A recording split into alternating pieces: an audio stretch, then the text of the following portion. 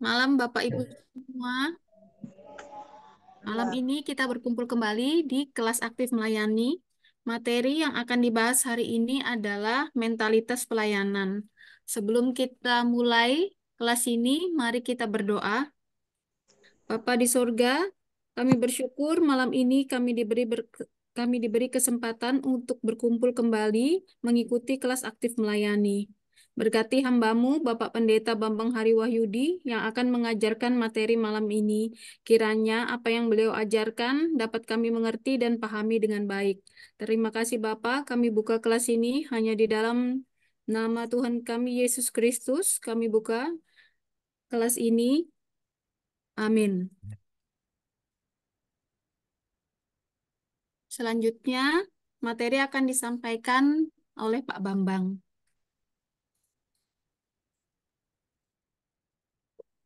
Ya, terima kasih, eh, Syarifah. Selamat malam, Bapak Ibu semua. Malam, Mbak. Ya, eh, mari kita akan bersama-sama belajar, memikirkan, dan kita akan berdiskusi eh, tentang mental pelayanannya. Jadi mental seorang pelayan. Nah, saya akan bagi eh, screen-nya.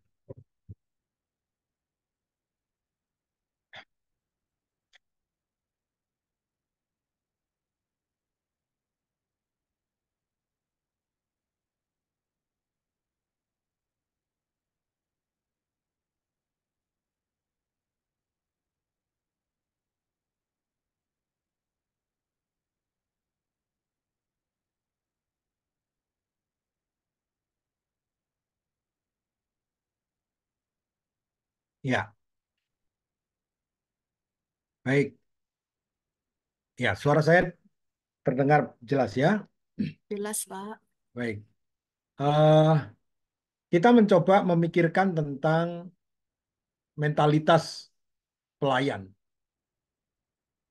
Ya, jadi di dalam kehidupan kita itu seperti sebelumnya materi saya membahas tentang psikologi dan ini kaitannya memang bagaimana eh, seorang yang dalam eh, kejiwaannya itu kemudian muncul sebuah eh, sebuah apa tuh namanya definisi tentang mental ya. Jadi mental itu secara literal itu diberikan arti bersangkutan dengan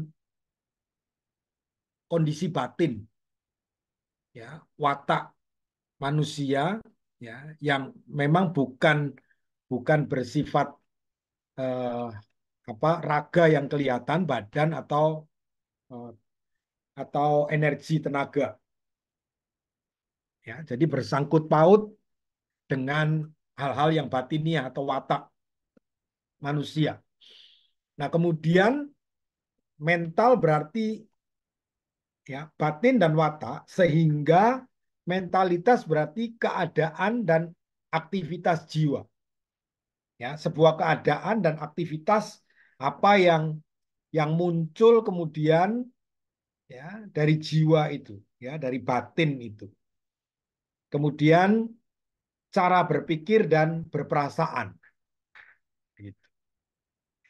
Jadi itu muncul sebagai satu keadaan dan aktivitas jiwa yang memang akan muncul secara fisik ya, mendorong ya, karena ada cara berpikir dan cara berperasaan itu sehingga apa itu apa terekspos dalam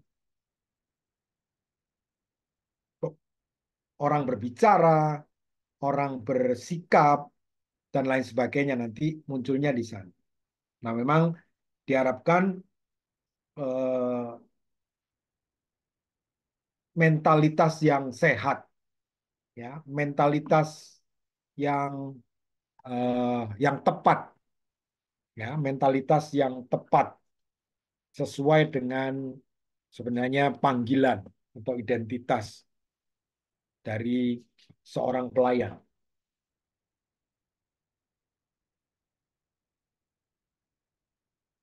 Nah, jadi mental itu dimaknai sebagai suasana kejiwaan, ya, dan mindset, ya.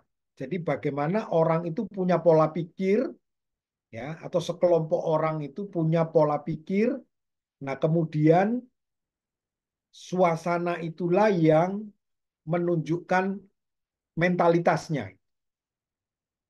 Jadi suasana kejiwaan dan pola pikir. Nah, secara etimologis kata mental berasal dari bahasa Latin mens yang artinya jiwa, nyawa, roh, dan semangat. Ya, jadi masuk di bagian eh, kejiwaan seseorang atau rohnya atau semangatnya, spiritnya itu. Nah, disitulah mental, ya, mentalitas. Nah, menurut Kamus Bahasa Indonesia, Kamus Besar Bahasa Indonesia, ya, mentalitas adalah keadaan dan aktivitas jiwa, ya, cara berpikir dan berperasaan, ya.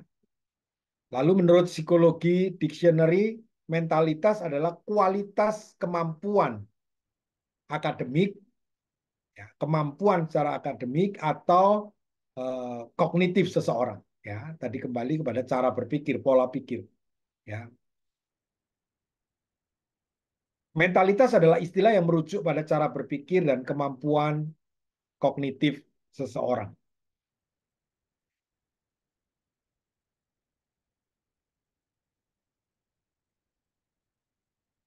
Nah, jadi mentalitas adalah cara dan kualitas berpikir.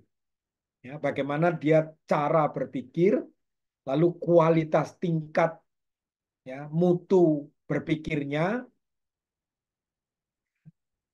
pola pikirnya seperti apa. Jadi mentalitas berkaitan dengan pola pikir dan cara berpikir seseorang. Ya. Nah, pola pikir sendiri merupakan kerangka bagaimana orang berpikir. Ya, karena satu masalah, satu persoalan yang sama dihadapi oleh beberapa orang punya tanggapan, sikap, kualitas yang berbeda bergantung dari kerangka berpikirnya. Ya, menanggapi, merespon, ya, bereaksi, ya, terhadap satu keadaan. Jadi eh, kerangka berpikir itu berperan terhadap bagaimana cara otak dan akal menerima, memproses, ya, menganalisis dan membuat kesimpulan terhadap informasi yang masuk melalui indera, ya, melalui indera. Nah, hal ini tentunya memiliki pengaruh yang sangat besar terhadap hidup seorang manusia. Nah, jadi kalau kita memisahkan, maksudnya mengkhususkan bagaimana mentalitas seorang pelayan, ya, seperti inilah dibalik, ya, mental seorang yang melayani, karena bergantung kepada bagaimana dia berpikir, bagaimana dia merasa, ya, bagaimana dia memiliki kerangka, bagaimana dia eh, kemudian menerima, ya, Gak akal iso yang menerima, sayang. memproses, Gak bisa, mama ada Zoom. ya, bisa di, oke, ya, jadi bagaimana memproses, menganalisis, lalu membuat kesimpulan itu, ya, terhadap eh, aksi yang masuk, ya, melalui indera, informasi yang masuk melalui indera, lalu kemudian bereaksi. Nah, pelayanan demikian dipengaruhi oleh mentalitas dari sang pelayan itu. Ya, kemudian kita eh, bisa menilai mental itu lalu kemudian digambarkan sebagai mental yang macam-macam gitu ya, yang macam-macam ya. Ada orang yang bilang mental baja, ya kan? Ada orang yang bilang mental tempe, mental tahu, ya, mental pengemis atau mentalnya itu bosi gitu ya. Jadi julukan-julukan itu sebagai satu eh, sindiran terhadap orang-orang yang sebenarnya punya mental yang nggak tepat, ya, atau sebagai pujian terhadap orang-orang yang memang punya pola pikir me- me- menanggapi segala sesuatu dengan cara yang berbeda dan mungkin lebih lebih tough gitu ya, orang lebih lebih kuat sehingga orang mengatakan dia mental pejuang, ya, bukan mental pecundang, mental pemenang, ya, mental baja dan lain sebagainya. Nah, itu kemudian muncul, ya. Jadi ini tidak dengan sendirinya, ya. Jadi memang dipengaruhi, dilatar belakangi bagaimana dia bertumbuh, ya. Seseorang bertumbuh, ya, di lingkungan orang yang mempengaruhi dari sejak kecil itu dipengaruhi dengan eh, pola-pola yang membangun kerangka berpikir, pola berpikir, lalu bagaimana orang bisa menanggapi persoalan dan lain sebagainya. Nah, ini bergantung, ya, bergantung pada seberapa eh, seberapa banyak pengaruh-pengaruh, ya, yang buruk atau yang baik itu mempengaruhi mental seseorang. Nah, ini terjadi, ya, dan akan terus berubah terus, ya. Mental ini terus berubah terus, ya.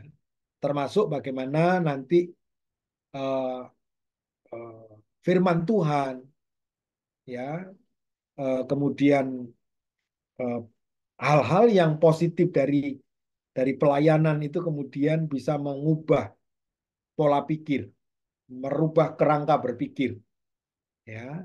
Kemudian bagaimana bersikap, ya, terhadap segala apa yang masuk dalam dirinya itu, kemudian firman Tuhan menolong dan mengubah seseorang. Nah, ini mungkin Bapak Ibu punya pengalaman dan lain sebagainya, ya, nanti bisa didiskusikan, ya, didiskusikan, ya. Jadi seorang bernama Charles Swindoll, ya, jadi mengatakan bahwa hidup ini sebenarnya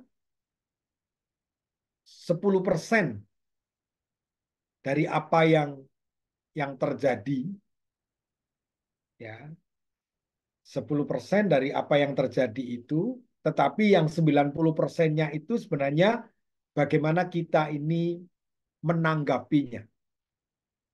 Ya, jadi bagaimana kita bereaksi terhadap satu kejadian. Ya, jadi 100% itu sebenarnya yang 90% itu bagaimana cara kita bereaksi, ya, menanggapi terhadap sesuatu yang terjadi, ya, entah itu informasi yang kita terima, entah itu sesuatu yang kita lihat, ya, lalu kita bagaimana mensikapinya, ya, lalu bagaimana kita bereaksi terhadapnya. Itulah sebenarnya prosentase dari hidup kita, ya. Jadi sebenarnya kalau kita mau mengatakan eh, 10% itu faktor eksternal yang terjadi dalam hidup kita, itu yang terjadi itu sebenarnya 10% yang faktor eksternal. Ya. Tetapi sebenarnya kita yang bertanggung jawab ya secara internal itu kita yang bertanggung jawab 90% dari sebuah persoalan yang terjadi. Itu karena bergantung bagaimana kita eh, bereaksi. Ya, bagaimana kita bereaksi. Oke.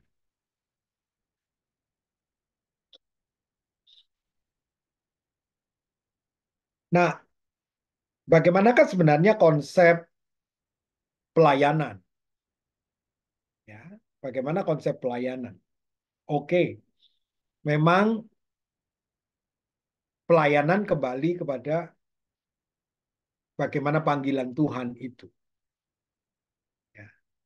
Tetapi ada sebuah buku yang berjudul Mind Power yang memberikan informasi konkret bagaimana kekuatan dari pikiran manusia itu yang memiliki pengaruh yang sangat besar ya untuk mengarahkan jalan kehidupan manusia itu.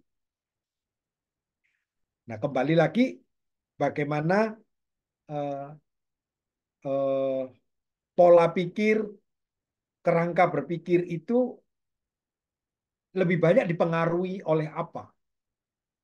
Lebih banyak didominasi oleh apa?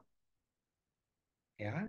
Oleh sebab itu firman Tuhan mengatakan hendaklah hidupmu itu terus dibersihkan oleh firman. Hendaklah hidupmu itu terus diisi oleh firman. Ya. Sehingga prosentase terang firman itu mendominasi lebih lebih besar. Tapi kalau tidak, ada berbagai macam hal yang akan mengisi pikiran kita dan itu menjadi powerful. Prosentasenya apa yang membuat pikiran kita itu punya kekuatan didorong oleh pengaruh dari mana? Nah, itulah yang akan mengarahkan jalan kehidupan manusia. Ya, jalan kehidupan manusia. Nah, itulah sebabnya bahwa kita akan mengalami sesuatu kekuatan mental ya, dan kuasa dari pelayanan apabila kita membangun suatu paradigma yang benar akan pelayanan dan memiliki perspektif yang alkitabiah akan pelayanan. Ya. Jadi eh, kekuatan mental dan kuasa dari pelayanan itu akan dirasakan, akan diterima oleh orang lain yang kita layani itu bergantung bagaimana membangun pemahaman yang tepat, yang benar, paradigma yang tepat dan benar tentang apa itu pelayanan dan memiliki perspektif yang alkitabiah akan pelayanan. Gitu ya. Nah, eh, mau tidak mau bahwa kata pelayan itu kemudian menjadi penting.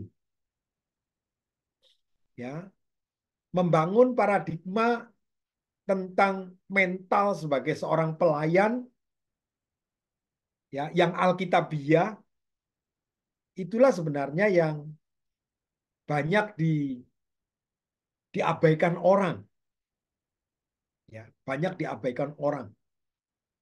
Ya, kata hamba gitu ya kalau sudah masuk dalam kata hamba ya, hamba itu adalah sebuah kondisi yang terikat oleh sang tuan ya. Hamba itu posisi atau kondisinya yang terikat oleh sang tuan. Jadi kalau kita menjadi pelayan Tuhan atau hamba Tuhan, maka sebenarnya kita tidak bisa lepas dari tuan kita, yaitu Tuhan. Nah, paradigma ini harus dipahami bagaimana seorang hamba, bagaimana mental seorang pelayan, seorang hamba. Itu yang harus menjadi bagian yang mendominasi prosentase yang besar Bahkan seharusnya seluruhnya itu identitas itu harus kita pahami sebagai seorang hamba. Ya, jika tidak memang kemudian eh, mentalnya nggak sekuat yang sebenarnya Tuhan mau sebagai seorang pelayan, ya, sebagai seorang hamba. Karena mentalnya tidak dipahami sebagai seorang hamba. Ya. Kalau mentalnya memang dipahami sebagai seorang hamba, ya, dalam kata apa doulos itu ya doulos, ya bukan dolos ya, doulos. Nah, maka banyak orang yang sebenarnya kemudian menjadi tawar hati, kemudian menjadi kepahitan, ya, kemudian menjadi putus asa, lalu mundur, ya. Saya kira paradigma tentang hamba atau pelayan itu tidak dimengerti dengan benar, ya, tidak dimengerti dengan tepat, sehingga mentalnya itu tidak sekuat eh, yang kita harapkan. Karena konsep sebuah pelayanan itu pun keliru, ya, salah, ya, salah. Ya, jadi kalau kita berbicara tentang seorang pelayan, totally bagaimana dia menyenangkan hati tuannya, totally bagaimana dia mentaati, bagaimana dia apa itu tunduk, ya, dan tidak apa tidak menghitung-hitung bagaimana kepentingannya, ya, di dalam dia melayani tuannya itu. Maka mental seorang hamba yang seperti ini, mental seorang pelayan yang seperti ini, dia tidak akan mudah untuk kemudian eh, patah hati, ya, kepahitan, mundur, eh, ya banyak macam lah istilah apa yang terjadi dalam kehidupan eh, ya pelayan, pelayan Tuhan, hamba-hamba Tuhan dan lain sebagainya. Ya, oke.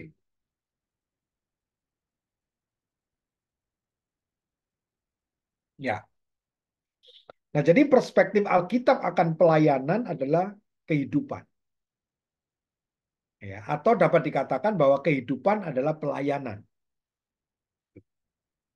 Ya.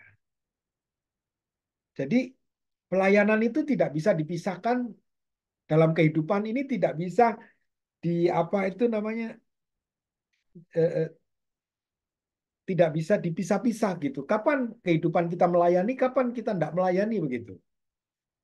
Nah, itu yang terjadi. Jadi hidup ini adalah pelayanan.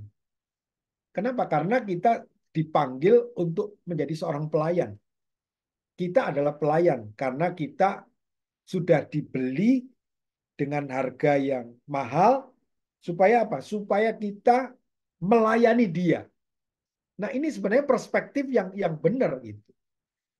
Jadi semua orang Kristen itu sebenarnya adalah dipanggil untuk melayani Tuhan. Ya, bukan nanti dipisah-pisahkan kapan nanti dia waktunya, ya tunggu waktunya nanti sampai saya melayani. Sebenarnya tidak. Jadi hidup ini adalah pelayanan dan pelayanan itu adalah kehidupan. Ya, gitu. Ya, jadi life is a ministry, ministry is a life. Jadi nggak bisa keluar dari situ, nggak bisa lari dari situ sebenarnya. Ya, loh Pak. Jadi kalau kita tidak di gereja kita melayani siapa? Melayani siapa yang ada di situ dengan keluarga, ya, dengan majikan, dengan anak buah. Porsi melayani Tuhan itu ada di sana.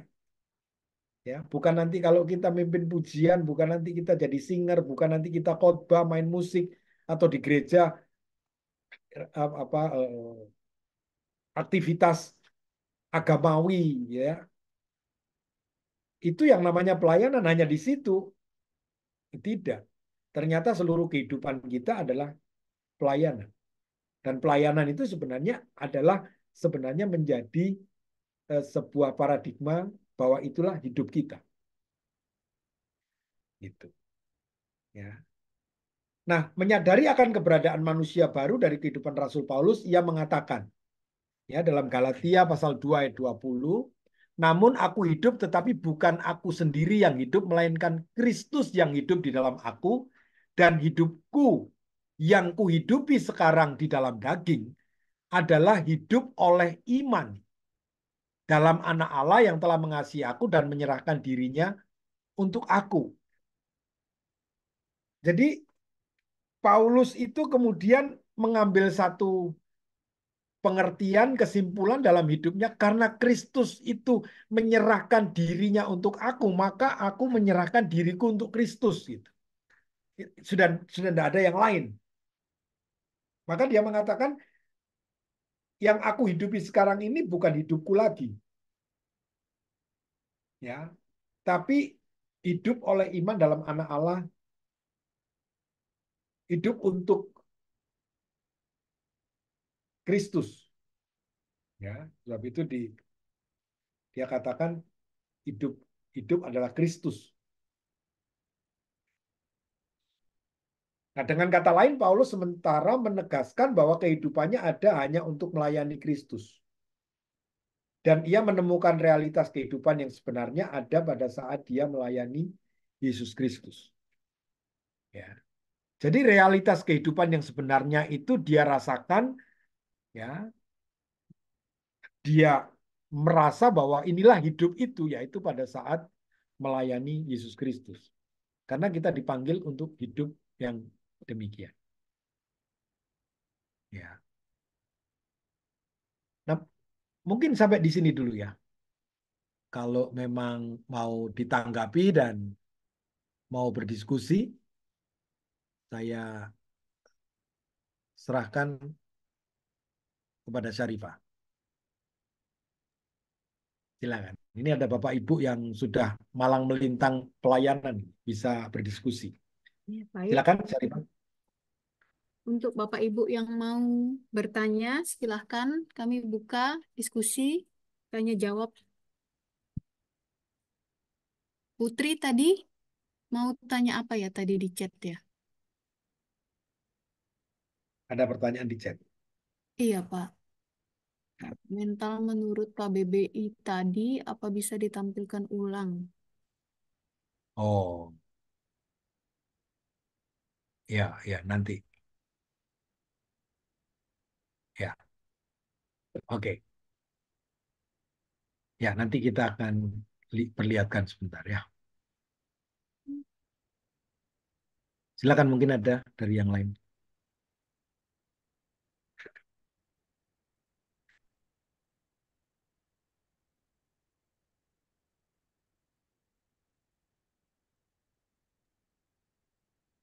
Selamat malam, saya Pak Bambang mau bertanya Oke, monggo.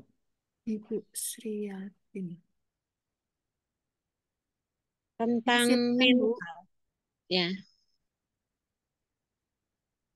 Membangun mental itu bukan hal yang mudah, Pak.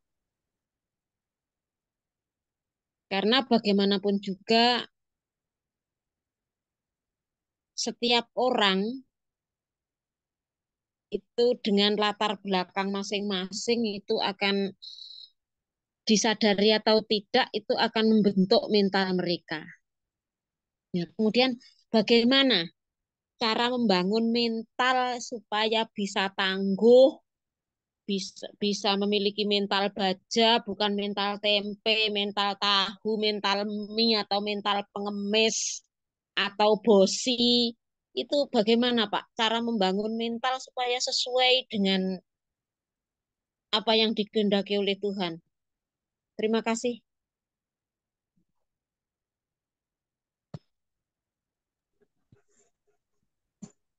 Ya, iya. Ini Bu Sringatin ini pertanyaannya ini tentang pergumulan seumur hidup. Suruh jawab 2 menit. Saya Ya, sendiri juga bergumul seumur hidup, Pak. ya, ini pergumulan seumur hidup. Nah, saya kan suruh jawab cuma 2 menit dengan 2 kata selesai. Ya, sebenarnya poin-poin pentingnya itu menyadari diri sebagai seorang hamba itu, Bu Sringatin ya.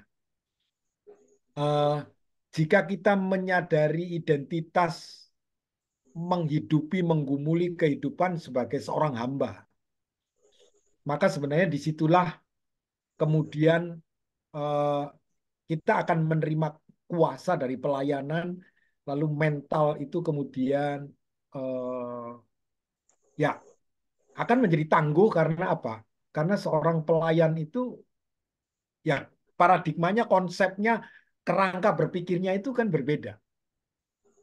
Ya, seperti yang Tuhan teladankan itu. Ya, seperti yang Tuhan teladankan itu. Ya, nanti nanti ada ya tips-tips yang saya lihat, oh bagaimana membangun mental, bagaimana melatih mental kan begitu ya. Karena karena memang ini kan persoalan eh, pengaruh yang mana yang lebih besar, kemudian mana yang harus itu kan manusia baru dan manusia lama mana yang harus dibuang, mana yang harus dibuang itu terus sehingga kemudian pemahaman terhadap kebenaran, perspektif yang alkitabiah, kemudian itulah yang membangun ya karakter itu. Ya, kemudian mental kita akhirnya pola pikir kita itu dibentuknya didasari oleh kebenaran firman itu. Ya, kebenaran firman itu. Nah, dari situ maka eh, konsep berpikirnya kan kemudian bisa berubah. Ya, makanya pikiran kita, hati kita, seluruh hidup kita ini lebih banyak didominasi oleh power yang mana, kekuatan yang mana yang masuk. Begitu. Ya, kan kan kalau merubah paradigma itu Pak Tong bilang kalau orang sudah masuk paradigma dikasih pengajaran begini, prinsip paradigma itu 20 tahun itu. Ya, dicecer terus 20 tahun orang baru bisa berubah gitu. Ya kan? Ya, jadi betapa sulitnya merubah sebuah paradigma, konsep berpikir yang sudah ditanamkan, yang sudah melekat menjadi mental seseorang.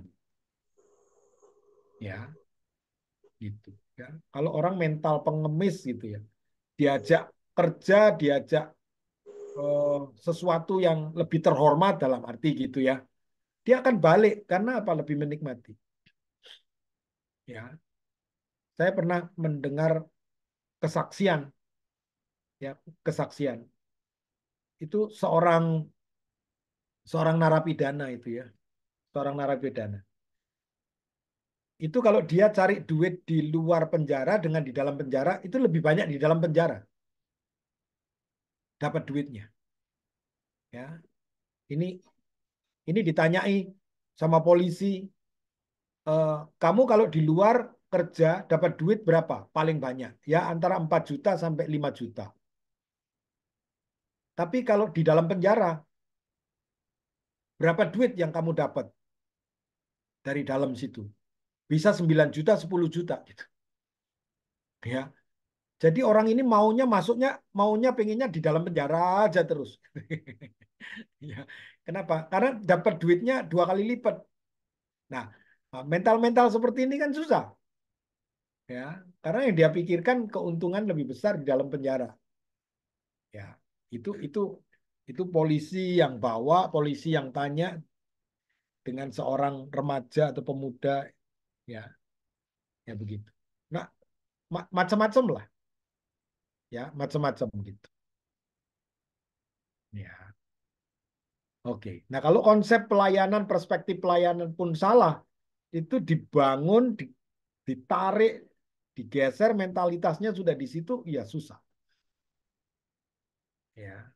Jadi ya itulah pergumulan sih. Gitu ya, Bu Sri Ngatin ya. Terima kasih, Pak. Iya, iya. Silakan yang lain bisa menambahkan, bisa menanggapi, bisa memberikan sharing. Silakan Syarifah. Iya, Pak. Bapak Ibu, apakah masih ada yang mau bertanya?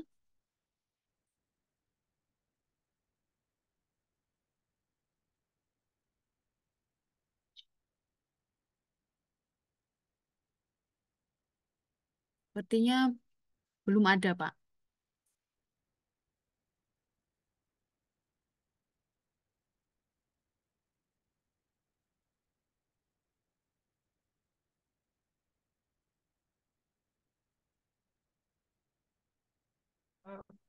Maaf Mbak Saripah, saya mau tanya ya.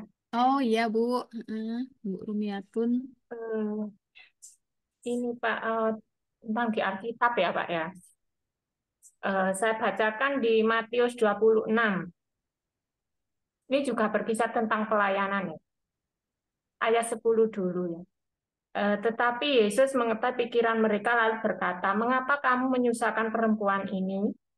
Sebab ia telah melakukan suatu perbuatan yang baik padaku. Karena orang-orang miskin selalu ada padamu, tetapi aku tidak akan selalu bersama-sama kamu. Sebab dengan mencurahkan minyak itu ke tubuhku, ia membuat suatu persiapan untuk penguburanku."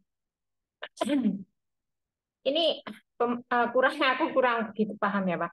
Karena orang-orang miskin selalu ada padamu, tetapi aku tidak akan selalu bersama-sama dengan kamu. Nah, ini kan berbicara waktu Tuhan Yesus ada eh, di bumi ya waktu itu ya sebagai melayani yaitu setiap umat manusia. Nah, dibandingkan dengan sekarang itu apa yang dimaksud waktu itu Tuhan Yesus masih ada kan bisa melayani Tuhan Yesus. Nah, di kehidupan sekarang kan kita tidak bisa melayani Tuhan Yesus secara seperti dulu melihat Tuhan Yesus secara nyata gitu Pak. Terus yang saya tanyakan itu apa bedanya perbedaan antara kita melayani orang-orang miskin dengan melayani Tuhan itu apa ada apa ya? Ada perbedaannya ataupun ada sesuatu yang eh, ada sesuatu perbedaannya lah maksudnya Pak yang saya tanyakan seperti itu. Apakah melayani orang miskin juga bisa dikatakan itu juga melayani Tuhan? Kok itu ada firman melayani orang miskin selalu ada gitu kan? Dalam kehidupan kita itu juga orang miskin kan memang selalu ada, nggak ada melayani ini kan terus memang ada gitu. Saya kurang begitu paham, mohon di penjelasannya tentang firman ini yang ayat 11 itu.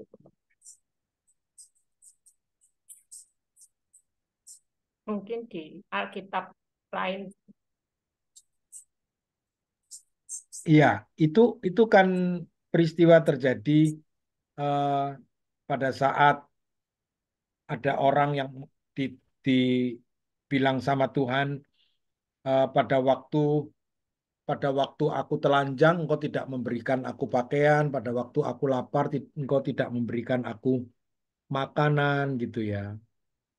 Lalu kan orang itu tanya, kapan saya ketemu Tuhan seperti itu? Nah, lalu Tuhan mengatakan pada saat pada saat kamu bertemu dengan orang yang paling hina, yang miskin, yang membutuhkan, itulah kamu ketemu aku gitu.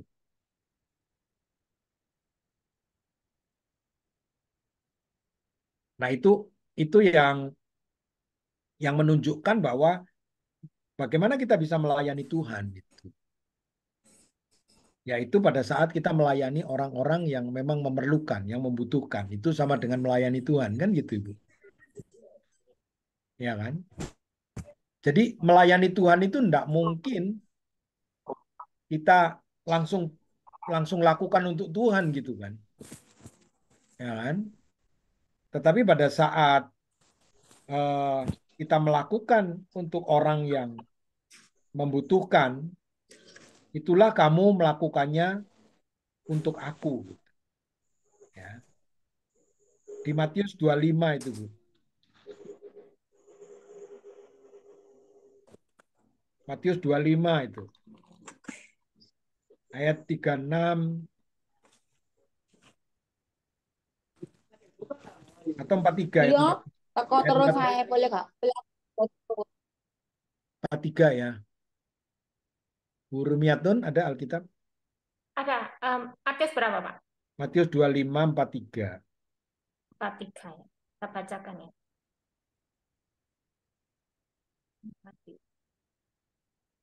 Ketika aku seorang asing, kamu tidak memberi aku tumpangan. Ketika aku telanjang, kamu tidak memberi aku pakaian. Ketika aku sakit dan dalam penjara, kamu tidak melawat aku. Terus Lalu mereka pun 44. akan menjawab dia, katanya, Tuhan, bila manakah kami melihat engkau lapar atau haus atau sebagai orang asing atau telanjang atau sakit atau dalam penjara dan kami tidak melayani engkau? 45. Maka ia akan menjawab mereka, aku berkata kepadamu, sesungguhnya segala sesuatu yang tidak kamu lakukan untuk salah seorang dari yang paling hina ini, kamu tidak melakukannya juga untuk aku. Dan mereka ini akan masuk ke tempat siksaan yang kekal, tetapi orang benar ke dalam hidup yang kekal. Ya, itu jawabannya ya, Bu. Ya, kapan kita bisa melayani Tuhan? Itu. Kapan kita bisa melakukannya untuk Tuhan? Ya kan? Apakah melayani orang itu sama dengan melayani Tuhan? Kan begitu. Ya. Jadi kalau pemahaman ini kita terima, maka kita bisa melakukannya itu, ya, kata Paulus, engkau melakukannya, lakukanlah seolah-olah itu kamu melakukannya untuk Tuhan. Nah, itu kan kerangka berpikir yang mendorong orang untuk bukan melihat manusianya tapi melihat Tuhannya, kan begitu kira-kira. Ya kan? Iya, Pak. Ya, terus ada pertanyaan lagi, Pak ya. Ya. Terus, ini kan ada di dalam penjara. Nah, gimana kalau kita berhubungan dengan melayani orang di penjara itu sedang, kan penjara itu bukan lagi tempat, kadang bukan untuk bertobat, apa seperti Bapak tadi kan bilang, Ya. justru ada orang yang memilih untuk dipenjara. Nah, Ya. bagaimana kita melayani orang-orang seperti itu supaya di saat di penjara itu ada pertobatan, bukan untuk mengulangi sebuah kesalahan? Itu pertanyaan saya. Eh, ya, ya, soal tobat tidak tobat itu bukan urusan kita. Ya, tapi apa yang bisa kita lakukan, Pak? Itu kan intinya begitu, kan? Iya, kita tetap melakukannya. Ya, apa yang wajar untuk kita lakukan di sana? Memberitakan firman Tuhan dan lain sebagainya gitu ya. Kita lakukan, kan kita menabur, ada yang menanam, Tuhan yang menumbuhkan. Ya kan? Berarti penjara itu ya kita melihat juga penginjilan gitu yang Iya, terutama. ya. Ya, kan enggak semua orang jahat semua, dalam arti tidak, ya ada kesempatan gitu. Gitu ya. Jadi kan kalau kita buka gereja itu yang kita harapkan datang orang berdosa apa orang baik-baik. Orang Ya tempatnya berdosa. kita di reformasi. Ya, ya kan? Jadi ya, Begitu. Ya. Jadi kalau untuk urusan bertobat itu urusan Roh Kudus. ya, tapi yang harus kita lakukan itu loh yang menjadi pergumulan gitu, Ya, menyampaikan atau gimana. ya. Nanti kita berujung pada kita lakukan karena kasih. Kita lakukan kan memberitakan firman kepada orang-orang yang belum mengenal firman atau yang orang sudah tidak bisa lagi mendengar firman, ya. Ya, ya apapun yang kita bisa lakukan supaya orang bisa kembali kepada Tuhan kan. Begitu. Ya, ada banyak hal, dari hal yang kecil sampai hal yang besar kita bisa lakukan. Gitu ya. Iya, Ya, Pak. ya. Baik. Ya, makasih, Pak. Ya, terima kasih sama-sama. Silakan. Ada yang lain? Mari Bapak Ibu. Pak John. Ya, saya Pak berbicara tentang pelayanan ini, saya teringat di Wahyu pasal 2 Pak. Iya. teguran Tuhan Yesus untuk jemaat di Efesus. Iya. Semua oke-oke aja, pelayanannya oke. Tapi pada ayat 4 kalau nggak salah Tuhan Yesus berkata dengan tajam, aku menegur kamu karena kamu sudah kehilangan kasih mula-mula. Iya. Nah, ini yang menjadi pertanyaan. Saya pernah ditanya Pak dengan rekan pelayanan juga, tapi bukan Pantekosta ya, bukan karismatik. Iya. Dia tanya, loh Pak John, kan kita sehari-hari menyanyi, berdoa itu kan kita udah mendekatkan diri pada Tuhan. Lalu harus seperti bagaimana lagi supaya kita nih nggak kehilangan kasih mula-mula. Nah kalau di kalangan karismatik atau Pantekosta itu Pak, Iya. kita kan biasanya pada jam-jam tertentu kita melakukan penyembahan seperti itu, kemudian belajar firman Tuhan, ya. Iya. Nah, tapi bagi mereka, mereka bilang, loh kenapa harus ada penyembahan secara khusus? Kan di gereja maupun sehari-hari kita nyanyi, kita memuji Tuhan. Itu kan termasuk sudah usaha mendekatkan diri pada Tuhan. Iya. Jadi sepertinya dia itu bertanya, garis tegas antara melayani Tuhan dan melayani pekerjaan Tuhan itu seperti apa? Bisa kira-kira Pak diberikan jawaban yang lebih mantap gitu Pak. Iya.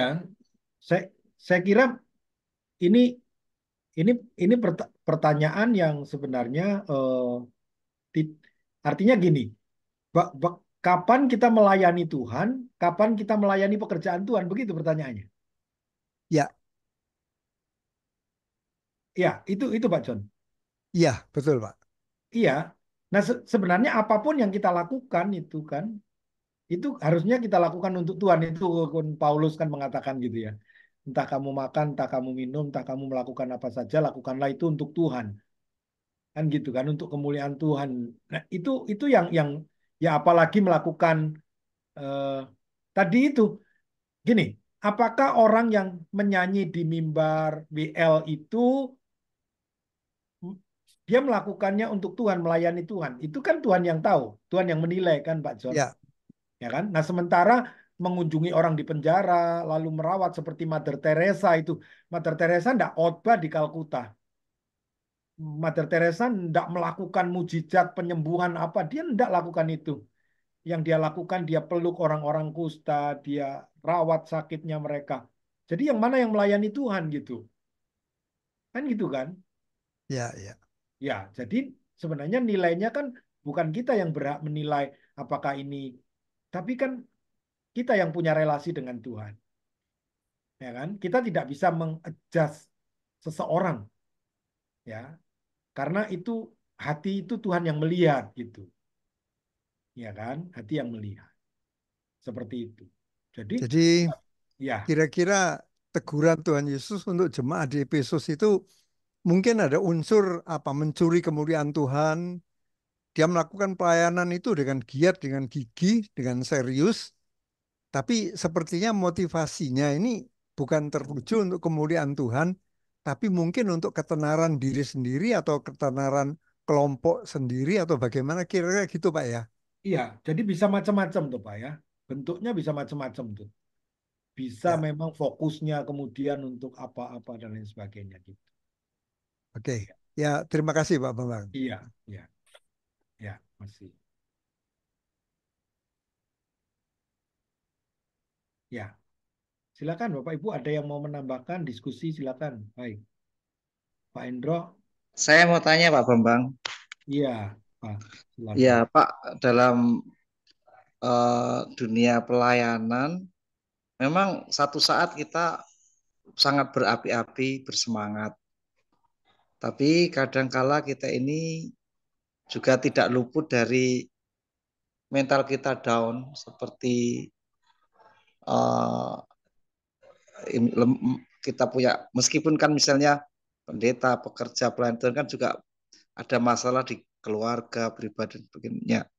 Nah, apakah kalau kita kemudian down itu apakah kita termasuk digolongkan sebagai pelayan Tuhan yang suam-suam kuku atau gimana ya Pak Bambang? Karena tidak menutup kemungkinan kita ini satu saat mengalami sebuah, misalnya kalau kita hubungannya dengan pimpinan dimarahi, dengan jemaat kita dikomplain, kita ada jemaat juga enggak apa, ada yang suka mengkritik komplain, ya kan macam-macam. Itu kadang, aduh, kita ada perasaan, aduh kok gini ya, ada sepertinya mundur aja. Nah ini apakah sudah termasuk kategori suam-suam kuku meninggalkan kasih mulala atau gimana ini Pak Bambang? Karena mental kita ini selalu semua berjalan dengan baik, penuh mujizat semua itu kan, kalau satu saat kita mengalami badai-badai dalam pelayanan kita kan juga sempat down juga Pak.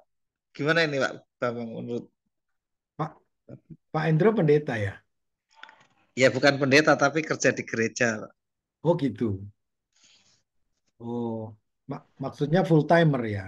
Ya, Full timer di gereja ya. Iya. Nah, ini banyak pendeta-pendeta ini. Silakan.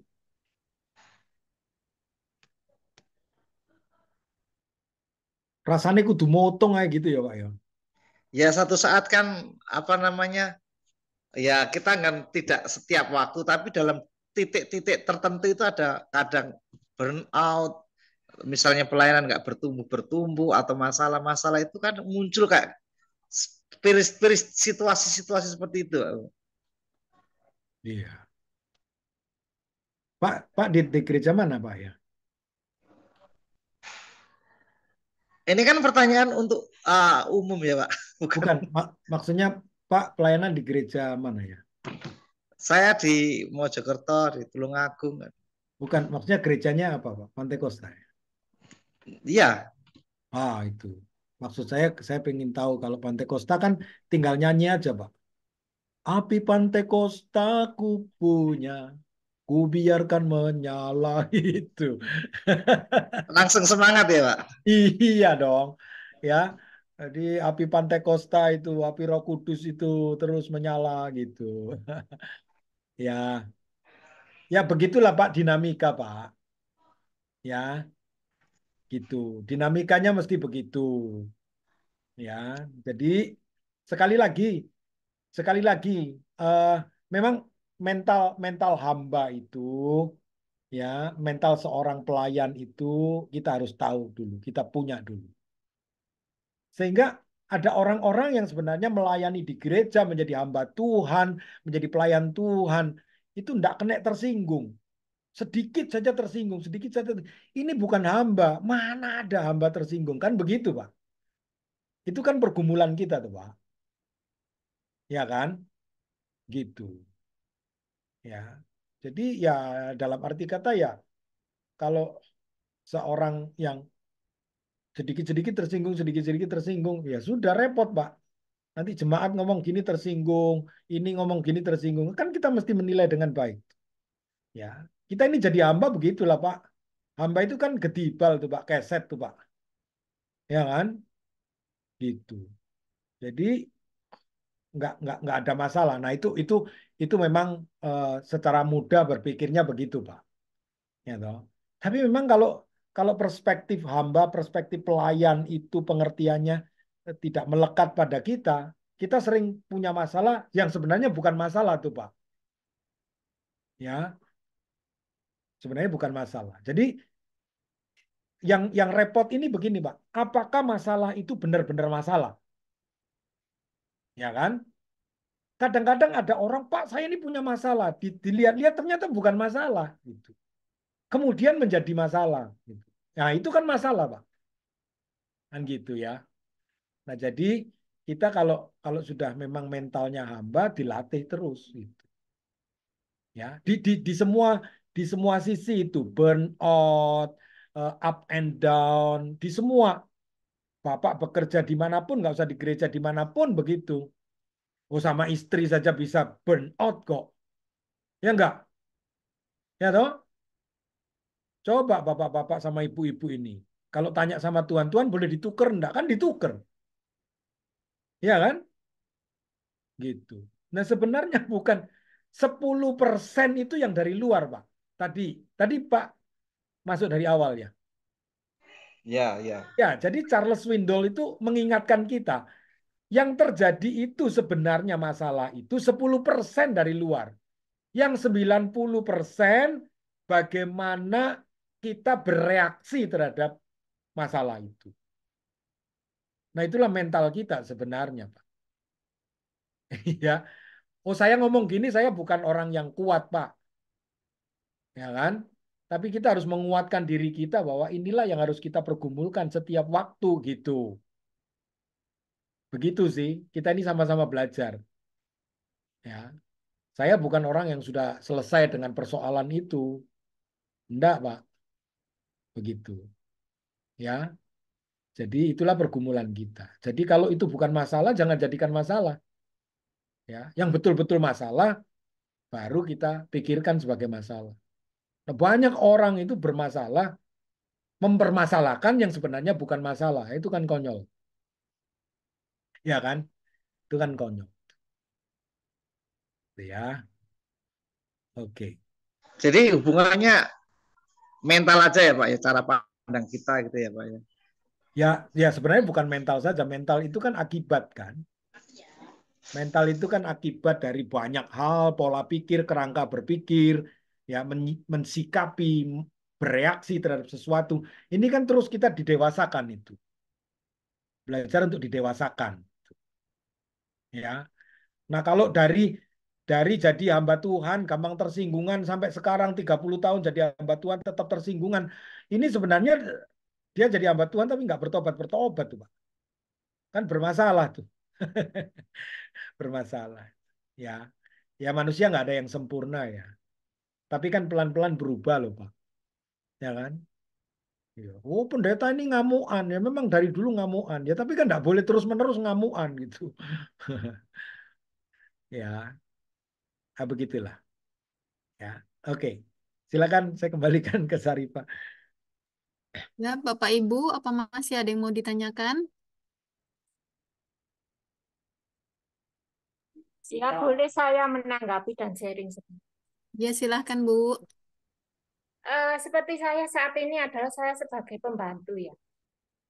Jadi kerja sebagai apa ya, menjaga nenek ya. Terus bagi saya itu apa ya? Kalau pekerjaan itu saya lebih cepat dapatnya ya, karena pekerjaan ya apa yang aku kerjakan di rumah ya dikerjakan di rumah majikan, itu nggak perlu belajar pakai waktu lama, datang diajari gini langsung bisa gitu ya.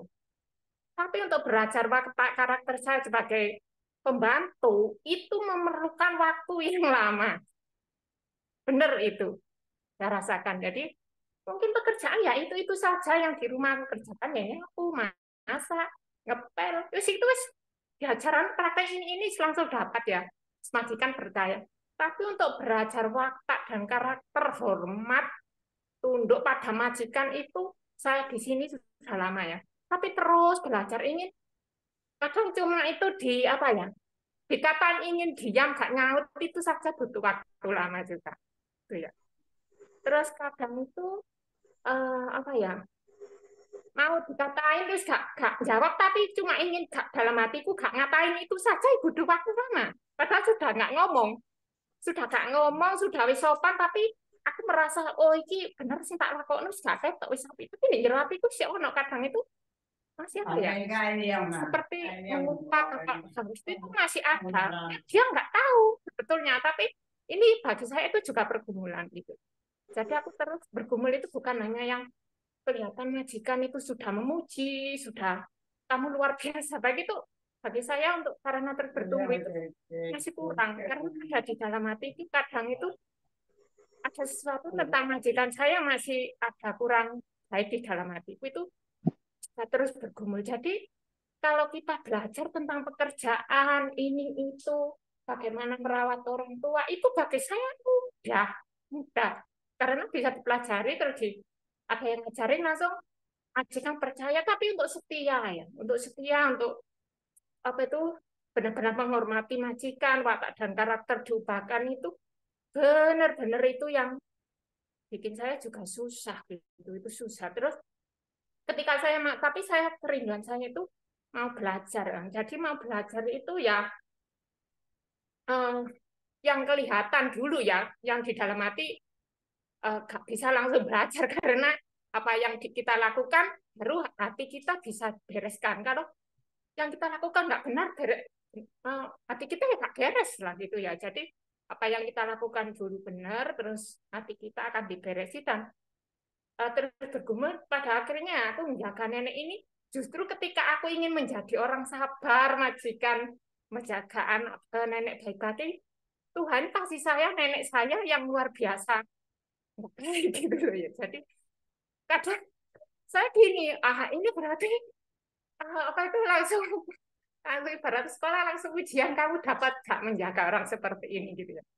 Lah ini di rumah sakit kan 2 minggu. Lah itu apa ya? Kalau itu tadi lebar di infus mukuli nggak mau minum obat apa itu disemburno lagi. Terus sama dokternya itu jadi bisa mukul dokternya, dipukul, susternya dipukul, dijejak lah, terus dipetenteng gini ya. Kadang itu 3 orang ya saya sepertinya. Itu semua gak bisa itu jadi dia ngidoni gitu loh. Bayangkan loh, itu ngidoni jadi suster ngidoni tadi. Terus kan dengan orang 3. Lah di orang 3 itu ya apa yang bisa mukul ya mukul terus pada suatu saat itu dia itu kakinya nendang saya pas muka saya. Lah saya itu juga kesakitan. Saya aduh itu terus menghindar. Yang susternya itu gak lagi ngopeni nenek. Aku nanya satu, gimana kan? Gimana gitu kan? Saya sebenarnya sakit kan? Sakit dan aduh, sih nggak apa-apa. Saya kan takut nenek juga kenapa? Nggak apa-apa, padahal ya sih merasa sakit ya. Di situ tuh saya merasakan sendiri luar biasa ya berarti saya itu ya termasuk orang yang sabar gitu ya. Jadi ada perasaan senang sendiri kata ketika banyak orang seperti ini mereka tuh kagum gitu loh. Kamu itu gimana merawat orang seperti itu? Ya, kamu dipukuli seperti itu gitu kan? Kamu itu apa itu ya banyak yang komenannya bagus ya. Memang di rumah ya seperti itu gitu loh. Kadang satu malam itu nggak tidur, ngomong nggak karu-karuan gitu. Mungkin kan saya tidur, jadi saya juga nggak bisa tidur. Itu pun juga aku jalani dengan sabar. Terus di apa tuh pada suatu saat juga di lantai bawah itu dibawa periksa ke apa itu dadanya itu juga karena dokternya cuma satu jadi otomatis saya sendiri kan yang mengendalikan di situ juga aduh terus mukuli saya sampai dimarahi sama dokternya kamu itu gimana itu yang jaga kamu kok perlakukan nggak baik kamu tapi saya itu nggak ada beban gitu loh nggak ada beban artinya ketika cuma berpikirnya ketika banyak orang komen gitu loh kok malah mikir gitu loh karena sebenarnya saya nggak pikir apa-apa oh ya bisa jalannya aku bersyukur wis bersukacita apapun yang ini Tuhan berikan berarti ini yang terbaik dari aku terus karena di sini aku tidak hanya bisa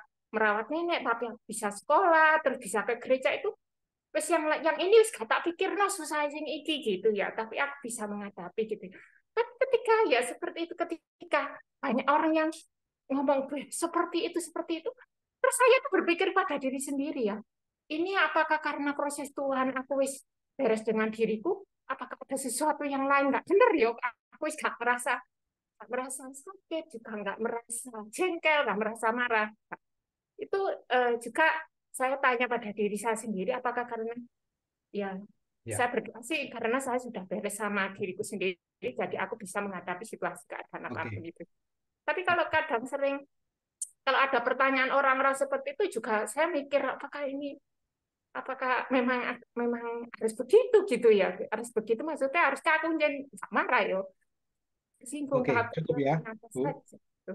Ya itu sih yang bisa saya sharingkan dan ya itu seperti itu saya di sini ya terima kasih Bu Rumiatun ini sharing yang sangat memberkati ya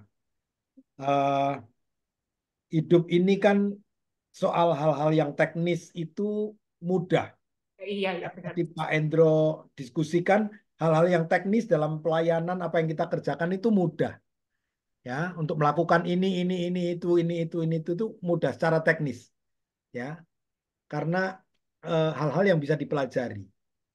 Tapi soal karakter itu kan dibentuk tidak sekejap ya karena ada orang yang mengatakan dalam hidup ini 20% itu hanya secara teknis hard skill-nya ya hard skill-nya. Tapi yang 80% itu keberhasilan itu adalah soal soft skill. Soal soft skill itu ya, orang bisa sabar, orang bisa ya karakternya itu semakin menolong dia untuk bisa bertahan. Itu yang perlu terus diupayakan. Kalau soal yang teknis itu 20% dalam hidup ini kita bisa selesaikan. Ya, pelayanan juga begitu. Melayani bisa ini, bisa itu, bisa ini, bisa itu mudah. Ya, itu mudah. Ya, tetapi bagaimana menghadapi dengan karakter, dengan mental, ya, dengan sikap, ya, itu butuh waktu. Ya, butuh waktu yang panjang untuk membentuk sebuah karakter seorang mental seorang hamba tadi itu. Ya, terima kasih Bu Rumiatun untuk kesaksiannya. Ini Makasih kembali. enggak mudah. Makasih Pak. Ya, enggak mudah. Ya, oke. Ini terus yang kita perjuangkan dalam hidup kita ya. Jadi bukan soal teknis pelayanannya, ya, tapi bagaimana karakter sebagai seorang pelayan, mental sebagai seorang pelayan, itulah yang sebenarnya membuat orang lain bisa tersandung atau terberkati lewat hidup kita. Ya, oke. Ya, Putri mau bertanya? Ya, pertanyaan yang di chat itu ya, Ini raise hand nih, Pak. ada di chat yang saya atau langsung bicara boleh atau memang yang di chat ini aja. Masih ada nggak? Putri, Ini ya, Ya, Pak. ya. ya silakan Pertanyaan Putri. Mental secara rohani dalam tubuh itu bagaimana ya, Pak? ya, ya. Saya saya kalau ditanya bagaimana itu nggak bisa digambarin ya. Tapi sebenarnya kan gini ya. Tadi dijelaskan mental itu kan sebenarnya suasana itu, kejiwaan itu. Ya. Nah, bagaimana kita bereaksi, lalu pola pikir yang muncul, ya. Tadi tadi dalam definisi-definisi itu kan itu yang memberikan gambaran apa itu mental, ya. Ini, ya. Jadi berkaitan dengan pola pikir, ya. Coba yang tadi ditanya di atas ya. Nah ini suasana kejiwaan itu ya. Nah, bagaimana orang memiliki pola pikir, ya. Jadi semangat, ya, bereaksi seperti apa, ya, kualitas kemampuan orang berpikir menanggapi sesuatu. Nah, itu sebenarnya mentalitas. Ya, itu ya Putri ya. Pak, PowerPoint-nya bisa minta atau Pak? Oh, boleh. Boleh. Oh, Kita PowerPoint tidak tunggu. ada isinya, cuman begini aja. Terima kasih, Pak. Ya, nanti saya kirim ke grup itu ya. Pak, ada di grup ya? Di grupnya Mbak Rumiatun. Oh, sama aja ya. Di grupnya kami ya. Ada ya, Pak Tim? Ini Pak Endro ada ya? Masih di kita saya, Pak. Belum di kamu. Di grup Ah, kuliah ya, Pak ya. oh, oke. Nanti Ya, lewat Mbak Safira enggak apa, Pak? Iya, nanti saya kirim ya, Pak. Sarifah jangan ganti nama. Diganti-ganti namanya. Safira. Perumahan itu Puri Safira. Oke, Pak Indro. Ya, silakan ada Bapak Ibu yang lain yang mau diskusi atau kita lanjutkan sebentar. Kita lanjutkan dulu ya. Oke. Ya,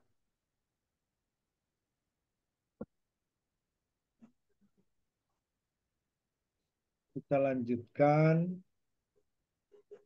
ya. Jadi, nah, kalau kita melihat, jadi sebenarnya seberapa jauh pengaruh-pengaruh tadi itu, kalau saya melihat orang itu dipengaruhi dari kebutuhan ya. Tadi Bu Sri ngatin itu gimana melatih mentalnya ini ya. Nah, sementara orang itu menurut Abraham Maslow itu kan manusia itu punya hierarki ya, tahapan-tahapan kebutuhan itu. Nah, kemudian apakah kebutuhan inilah yang mendompleng lalu menghalangi lalu apa ya, mendominasi mental seorang pelayan itu ya. Jadi di paling dasar Maslow itu menjelaskan ada kebutuhan fisiologis ya. Jadi bagaimana orang bisa ini menjadi motif dari pelayanan itu karena orang menginginkan kecukupan dalam kebutuhannya secara fisiologis itu ya. Kebutuhan apa, kebutuhan itu loh, apa, ya secara fisik ya, kebutuhan secara fisik gitu, ya.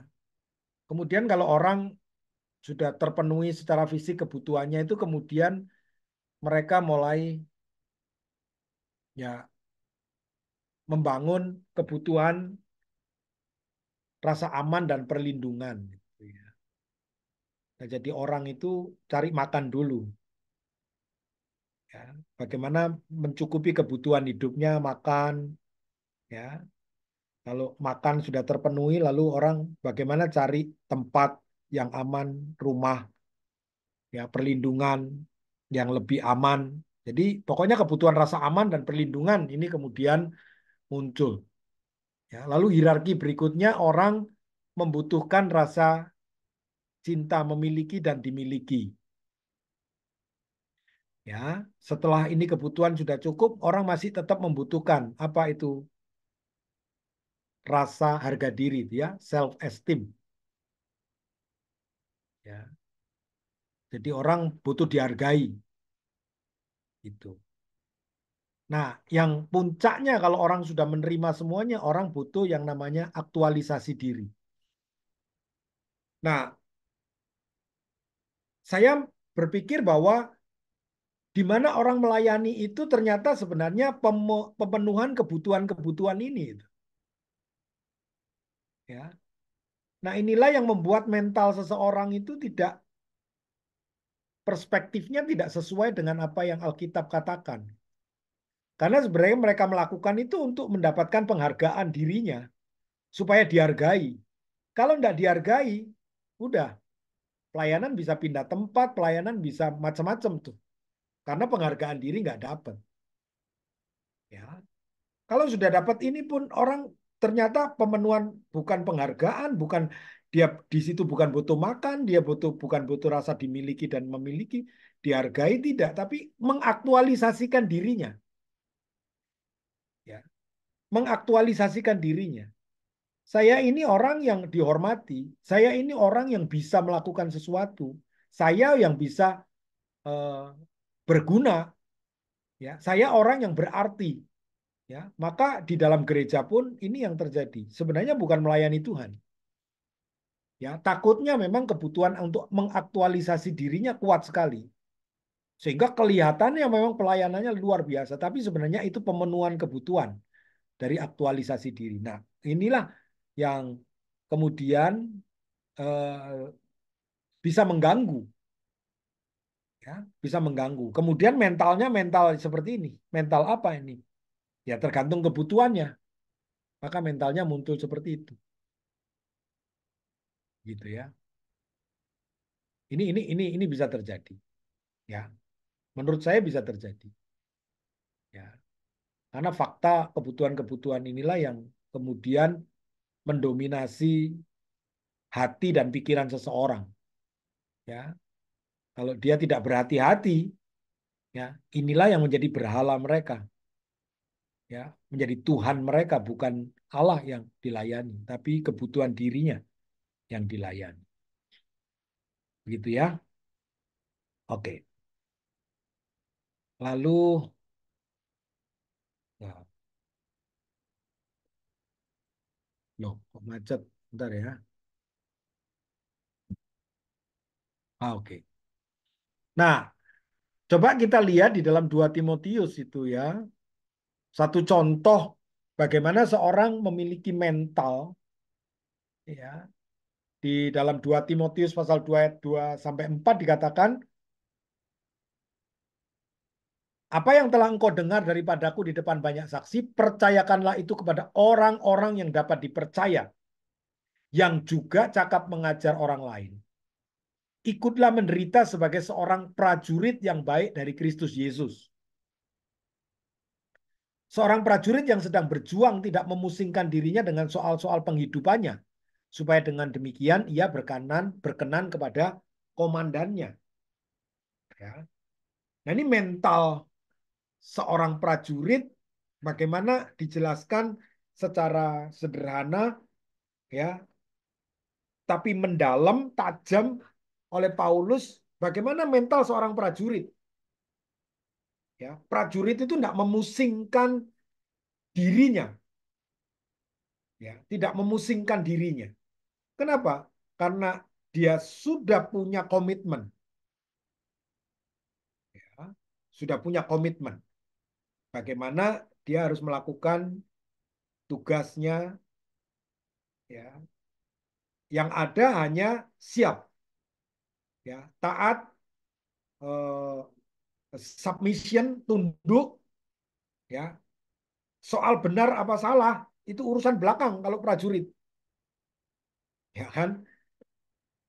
Ingat ingat peristiwa yang barusan bagaimana penembakan polisi kepada polisi itu ya, waktu diperintahkan komandannya tembak, ya, tembak, ya, dia hanya taat, dia tunduk, dia lakukan dengan komitmen, tembak, tembak, temannya sendiri tembak, gitu ya. Itu mental prajurit. Nah, Tuhan kan nggak pernah ngajarin salah, Tuhan nggak pernah ngajarin keliru. Cuman kita saja yang sering ragu, bener nggak sih gitu ya. Nanti kalau susah gimana gitu. Ya kalau jadi prajurit disuruh diperintahkan, di sana susah enggak ya? Di sana ada air enggak ya buat mandi ya? Kalau di sana ada air panas enggak ya buat mandi ya? Ya, nggak usah jadi prajurit. Kalau saya disuruh tugas sana banyak nyamuknya enggak ya gitu. Ya itu bukan prajurit namanya ya. Mentalnya bukan prajurit, mental bosi gitu ya. Mental bukan pelayan tapi mental yang dilayani. Yesus itu mengatakan aku datang untuk melayani bukan untuk dilayani. Wah, itu seperti itu ya. Jadi tidak memusingkan soal-soal penghidupannya. Supaya apa? Poinnya hanya apa yang dia lakukan itu berkenan kepada komandan. Ya. Nah, jadi gambaran seperti ini bagaimana kita berkenan kepada tuan kita sebagai pelayannya. Nah, itu poinnya sih. Ya. Ini kan bukan bukan penilaiannya bukan pada sebenarnya kita ini untung apa enggak, nyaman apa enggak, enak apa enggak, gitu. Dihargai apa enggak, itu bukan urusannya. Ya, tapi sudahkah kita bersikap dan itu berkenan kepada komandan kita itu. Ya, oke. Ya, nanti kita diskusikan lebih panjang lebar. Ya. Nah, jadi mengapa mengapa harus memiliki mental seorang prajurit? Ya, karena hidup ini seperti peperangan ya, di medan peperangan, pergumulan iman gitu ya. Bermental prajurit itu tahan banting ya, disiplin yang tinggi, tunduk dan taat kepada otoritas, lalu siap berjuang habis-habisan. Nah, kira-kira konsep itulah yang ingin Paulus bicarakan kepada Timotius supaya eh, ini yang orang-orang seperti ini, mental-mental seperti inilah yang sebenarnya yang layak untuk menjadi seorang pelayan. ya. Nah, jadi pembinaan fisik juga ada hubungannya dengan mentalitas, gitu ya. Kadang-kadang penderitaan fisik juga membentuk dan membawa mentalitas kita menjadi kuat. Ya, kita ditempa oleh penderitaan dan lain sebagainya, kemudian mental kita itu kemudian tadi itu ya, bukan mental tempe gitu. Ya. Nah, orang yang memang sudah biasa ditempa itu kemudian menjadi kuat dari berbagai macam kesulitan, kemudian kita itu ya.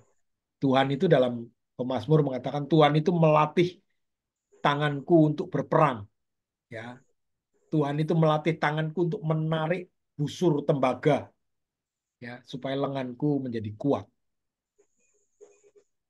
Ya. Nah, jadi di sini bukan persoalan otoriter, tetapi bagaimana kita taat, ya, kepada perintah, kepada pemerintah, kepada atasan, melatih diri kita terbiasa melakukan perintah yang diberikan kepada kita untuk mentaatinya. Ya, jadi melatih disiplin.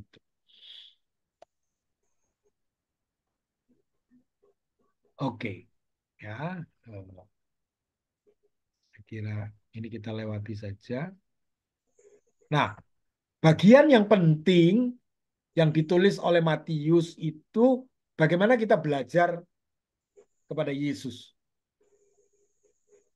Ya, karena tidak ada pribadi yang lain yang pantas, yang layak untuk kita jadikan pedoman, dijadikan teladan, dijadikan panutan, ya, dijadikan apa itu ya, tuntunan itu kecuali pribadi Yesus itu. Ya, dan dia mengatakan belajarlah kepadaku karena nah ini, mental yang lemah lembut dan mental yang rendah hati. Ya, satu rendah hati dan lemah lembut. Dua hal ini sebenarnya yang harus menjadi apa mentalitas seorang pelayan itu. Ya, bukan karena pinternya, bukan karena itu ya. Yang teknis itu cuma 20%. Itu hard skill-nya itu cuma 20%. Tapi 80% itu bagaimana belajar untuk lemah lembut dan rendah hati. Dan inilah yang Tuhan suruh untuk belajar kepada dia. Ya. Tuhan tidak mengatakan belajarlah kepadaku karena aku bisa bikin banyak mujizat. Ya. Belajarlah kepadaku karena aku mengerti seluruh firman Tuhan. Bukan itu. Ya, bukan. Ya. Walaupun itu bukan hal yang tidak harus kita kejar. Tetapi Yesus hanya berkata, belajarlah kepadaku karena aku lemah lembut dan rendah hati dan jiwamu akan mendapatkan ketenangan. Ini poin penting. Ya. Ya, jangan pernah akan menjadi seorang pelayan yang berkenan tanpa rendah hati dan lemah lembut. Ya, karena kita akan kehilangan kekuatan. Kita akan tadi burn out, kita akan letih, kita akan tersinggung, kita akan marah, kita akan macam-macam. Capek. Tapi buat orang yang rendah hati dan lemah lembut, Tuhan katakan apa? Jiwamu akan mendapat ketenangan. Dalam pelayanan itu justru akan mendapatkan ketenangan. Sebagai seorang pelayan. Maka mental pelayan yang rendah hati dan lemah lembut. Belajarnya kepada siapa? Kepada Yesus.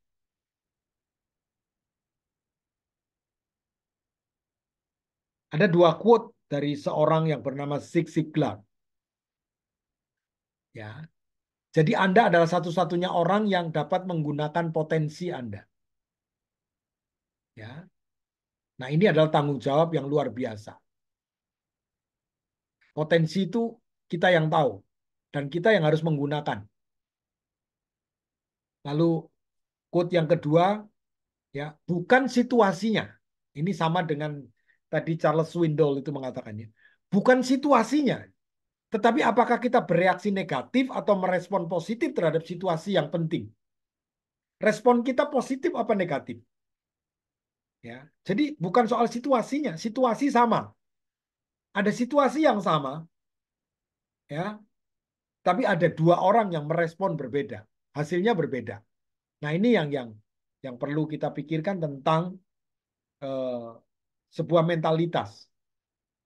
Ya, kalau mentalitas kita belajar kepada Yesus, diterangi firman, ya, didominasi prosentase kebenaran firman itu terus ya mengisi hidup kita, maka respon kita, ya, eh, reaksi kita, tanggapan kita itu pasti akan berbeda. Ya, itu pasti akan berbeda. Oke. Nah, sebenarnya ini kan tips saja yang bisa kita dapatkan bagaimana melatih mentalitas. Ya, bagaimana melatih mentalitas. Nah, bagaimana sejauh sejauh mana kita mengenali diri. Ya, kadang-kadang jujur kita ini tidak kenal diri kita sendiri. Ya, kita tidak kenal diri kita sendiri. Ya, sehingga orang lain yang malah mengenali siapa kita, tapi kita tidak kenal. Ya, makanya lebih banyak untuk bisa menanggapi, ya mungkin orang mengkritik kita, mungkin orang tadi ya Pak Endro mengatakan, kalau dikritik ini kan rasanya jengkel, di kritik itu rasanya marah gitu ya. Tapi coba itu kita pakai untuk sebuah informasi, itulah kita mungkin begitu ya. Itulah kita mungkin. Ya siapa tahu. Ya, karena kita tidak kenal diri kita, maka orang lain yang memberitahukan siapa kita. Ya. Nah, itu melatih mentalitas. Ya, menetapkan tujuan, target, ya. Lalu ada observasi, ya. Ada jeda, ya. Bukan berhenti untuk melakukan sesuatu, tapi mengevaluasi, mengobservasi, berhenti sejenak untuk memikirkan, ya, memikirkan. Ya, jadi sebenarnya apapun yang orang lemparkan kepada kita, kita jangan buru-buru bereaksi, ya. Tapi lebih baik kita observasi lalu jeda, berhenti sebentar direnungkan apa sih, ya. Makanya kan Alkitab ngomong, Alkitab berkata lebih banyak mendengar daripada berbicara gitu. Sedikit berbicara tapi banyak mendengar. Banyak mendengar, sedikit bicara. Ya. Ada jeda untuk mendengar lebih banyak. Ya, ngomong sekali saja, dengar lebih banyak. Ya, supaya outputnya itu tepat dan menyejukkan. Outputnya itu memberkati. Outputnya itu menguatkan orang. Ya, jadi tidak membuat keruh masalah. Nah, itu mentalitas. Ya, mentalitas. Lalu fokus pada solusi. Bagaimana mengubah pola pikir. Ya, sekali lagi terus menerus ya mengubah paradigma kita itu. Ya, ya tentunya sesuai dengan firman Tuhan. Ya, firman Tuhan itulah yang harus mengubah pola pikir kita terus gitu ya, supaya uh, bisa berubah. Ya. Lalu bagaimana melatih mentalitas, melihat kendala itu sebagai tantangan untuk mengembangkan. Ya. Bagaimana kendala itu sebenarnya adalah sesuatu tantangan, ya, di, di, dicari bagaimana solusinya, bagaimana itu bisa mengembangkan dan menghasilkan sesuatu bagi diri kita, bagi orang lain. Ya, kalau kita melihat kendala. Ya, kalau mental tempe ya sudah, berhenti dah. Ya kan? Ini susah, ini sulit. Ya, ini apa ya? Ya. Lalu support system. Ya, bagaimana kita mendapatkan support ya dari orang-orang yang bisa memberikan dorongan bagi kita. Karena kita tidak bisa sendiri. Ya, tidak bisa berpikir sendiri, tidak bisa maunya sendiri, tidak bisa. Kita butuh orang lain untuk support. Ya, supaya kita tahu kekuatan kita ini semakin bertambah karena orang lain yang juga memberikan support, ya, support macam-macam, ya, bisa support kasih nasihat, bisa kasih masukan dan lain sebagainya itu support. Artinya orang tetap ada di dalam eh, bersama dengan kita, support kita ya, bentuknya walaupun bentuknya berbeda-beda. Tapi adakah ya kita mencari dukungan ya semua supaya eh, kita tahu ya bahwa apa yang kita kerjakan itu ada dukungan. Lalu yang terakhir ada komitmen. Ya, kalau kita selamanya tidak bisa komitmen, makanya mentalitas kita tidak akan bisa berjalan dengan baik. Ya, oke, mungkin habis ya. Ya, Masih ada. Oh ya, habis ya, Pak. jangan banyak-banyak. Iya, Pak. Silakan Sarifah. Iya, ini ada waktu sekitar 13 menit untuk diskusi. Silahkan Bapak Ibu yang mau bertanya. Saya Mbak yang bertanya, Mbak. Ya, silahkan. Pak Babang, begini ya, untuk mentalitas pelayanan. Pelayanan itu kan banyak. Ada yang jadi gembala mungkin dari gereja ke gereja. Ada yang pelayanan doa mungkin dari rumah ke rumah atau di tempat gimana orang melayani. Kan macam-macam itu pelayanan. Kalau untuk mentalitas pelayanan kita kan belajar juga dari Tuhan. Tuhan tuh pernah ditolak di suatu daerah dan itu juga cuma satu daerah, mungkin banyak juga daerah yang pernah menolak Tuhan saat Tuhan Yesus penginjilan itu. Jadi kan saat ditolak kan kita kan pasti mental kita kan juga pasti down. Itu saat kita ditolak, tapi beda lagi saat kita melayani. Mungkin saat kita ketemu orang baru untuk menerima Tuhan, kita mulainya dari mana? Pasti kita kan tanya dulu sama Roh Kudus. Roh Kudus eh, bekerjalah gimana saya untuk melayani orang orang yang baru-baru ini. Tapi terkadang kita itu kan ada rasa ragu. Bahkan murid-murid Tuhan Yesus yang selalu dekat sama Tuhan Yesus pun juga pernah merasakan keraguan. Kita pun juga pernah merasakan kayak ada ragu untuk kita bisa apa ya mengatasi keraguan-keraguan yang seperti itu mungkin nanti pasti gini. Seperti itu gimana ya Pak? Terima kasih.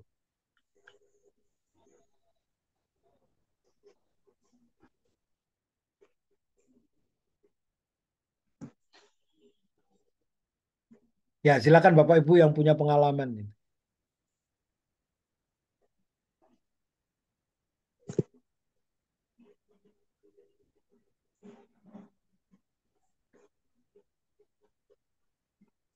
Kalau Pak Rohim, contoh yang konkret ragu bagaimana ya? Ragunya itu gini Pak. Saat kita kita masih dalam mau perjalanan, mungkin dalam arti kita, oh kita pelayan di sana, oh kita antusias. Tapi terkadang saat kita terjun di masyarakatnya itu, kadang itu gimana Pak ya, rasa ragu-ragu itu kadang itu, wah ini jangan-jangan nanti pas kena saya ini, seperti itu. Iya, Gitu Pak. Terima iya, kasih. iya. Ya, sayangnya Roh Kudus itu nggak bisa langsung ngomong gitu ya kan. Itu persoalannya itu. Eh ya, manusia itu memang tempatnya ragu-ragu itu, Pak Rohim. Ya. Jadi ya sebenarnya hanya just just do it gitu ya. Jadi ya kita ini hanya hanya melakukan saja ya, hanya melakukan saja. Kalau kita eh, lakukan ya, ya kita lakukan saja gitu. Ya semua kan berbicara resiko itu pasti beresiko ya. Berbicara resiko itu pasti beresiko. Ya tapi kalau panggilan itu lebih kuat, saya kira eh, resiko pasti ada, tapi panggilan kalau panggilannya kuat, ya ya saya tidak mengatakan seperti apa, tapi dengan apa tuh namanya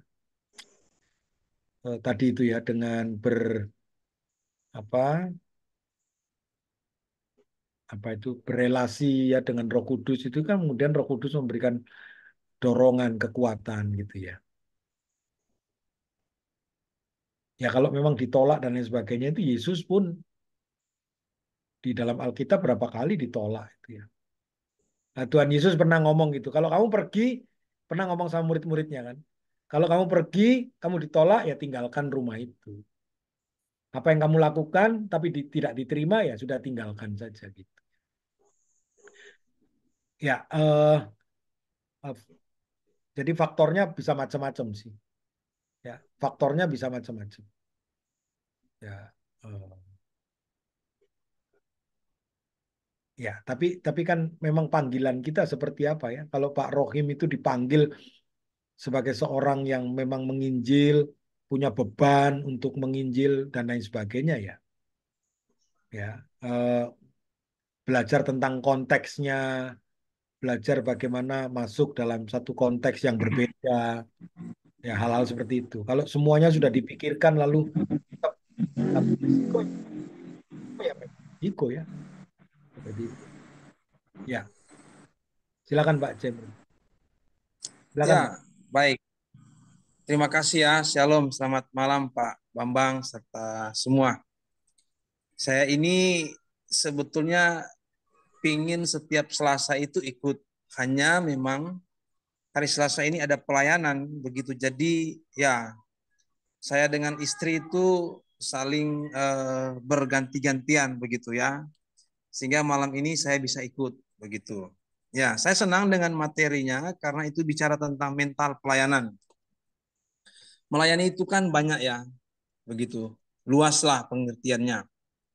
Tapi ketika kita terjun dalam pelayanan, ya seperti yang sudah dijelaskan oleh Pak Bambang tadi, begitu ya, bagaimana memiliki mental seorang prajurit, begitu ya. Saya sharing sedikit ya, Pak ya. Mungkin sekitar 10 atau 12 tahun yang lalu lah, begitu ya. Bagaimana saya melayani di satu daerah yang tidak ada jaringan begitu ya. Lalu sementara kita dalam pelayanan, gereja itu hanya mampu memberikan persembahan kasih sebulan itu ya kadang 50.000, kadang 30.000. Nah, bagaimana cara supaya tetap kuat dalam melayani begitu ya? Saya harus mengerjakan sesuatu yang menurut saya itu untuk membantu kebutuhan hidup.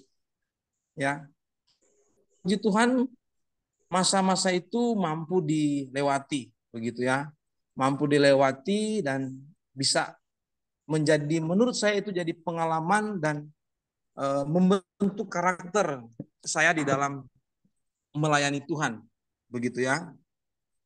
Karena tidak mudah kita melayani di daerah, di pedalaman dengan kondisi yang sulit sekali, begitu ya.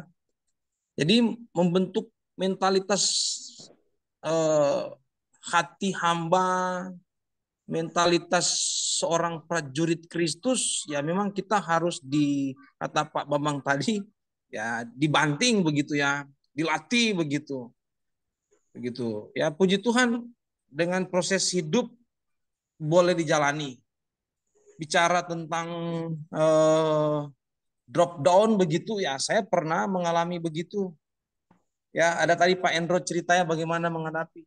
Wah, saya sampai teriak-teriak begitu, nangis begitu ya. Entah kepada siapa lagi kita harus mengeluh kan begitu. Kita harus mencurahkan isi hati itu kepada siapa lagi selain kepada Tuhan. Karena kondisi itu memang sangat sulit sekali. Begitu ya. Saya pernah mengalami sampai di titik seperti itu, tapi saya ingat ada cerita hamba-hamba Tuhan bagaimana di titik seperti itu mereka mampu bangkit begitu ya.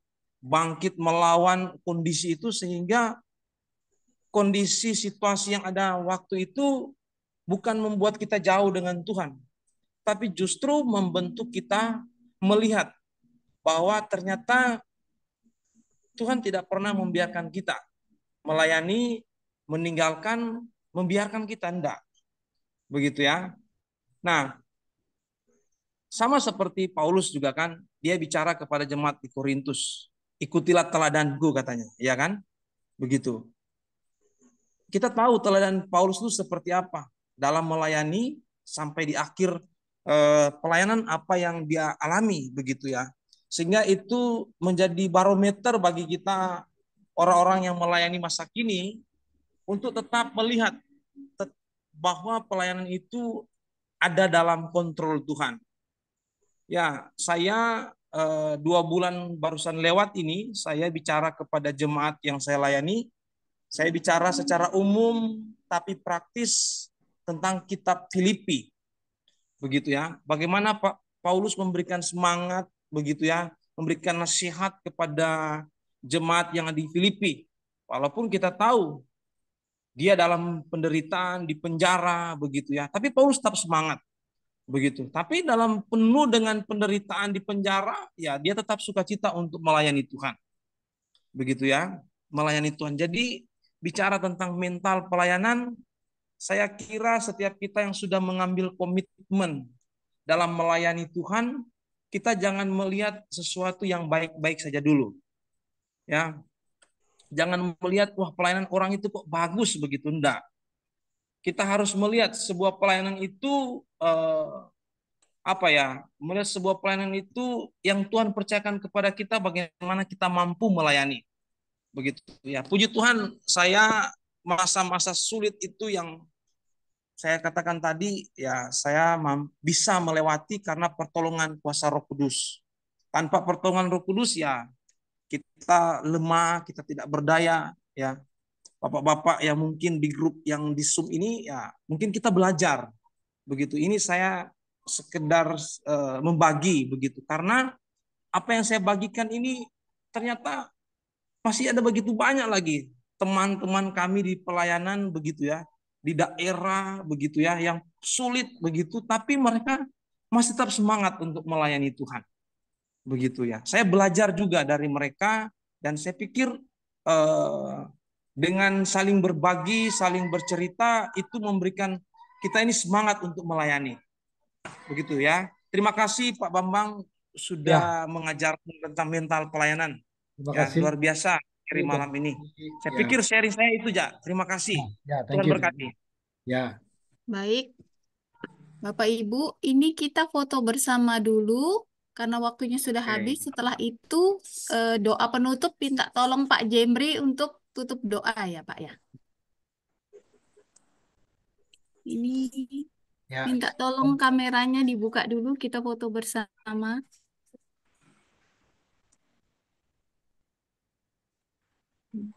Ya, mari.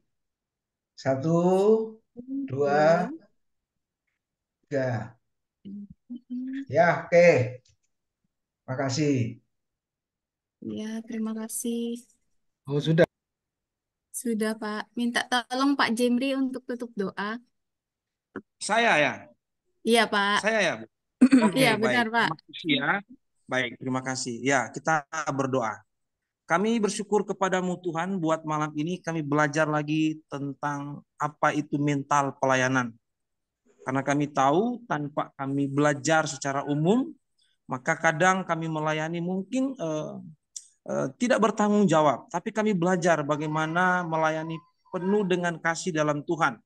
Terima kasih untuk malam ini, waktu yang Tuhan berikan kepada kami semua, sehingga kami boleh belajar. Tuhan berkati tim Pak Timotius, Pak Bambang, dan yang lain yang terus membagi pengetahuan lewat firman Tuhan maupun materi-materi umum.